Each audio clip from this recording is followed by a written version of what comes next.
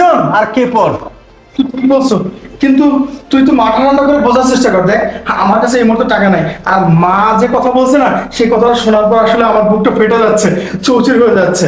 সে বলছে যে তার শেষ সম্বল বিক্রি করে তোকে টাকা দিয়ে দেবে। দেখ বন্ধু, তুই আমার একটু সময় দে, আমি তোর টাকা অবশ্যই পরিশোধ করে দেবো। দেখ আমি এই থাম, বোধ শুনছে আন্টির কথাটা শুই না আমার ভিতরটা একটু নরম হয়েছে। আমি ভাবছিলাম তোর সঙ্গে আজকে আমার একটা কিছু হয়ে যাবে।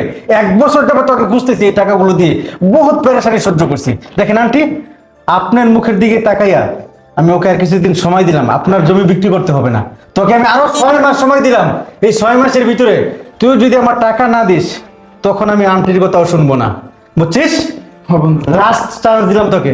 আমি তোর কাছে লাস্ট সুযোগ পাইছি, এইতে আমি খুশি। বন্ধু, আমি তোর টাকা 6 মাসের ভিতরে পরিশোধ করে দিব। আর শোন, টাকা নয় তুই আমাকে দিলি, কিন্তু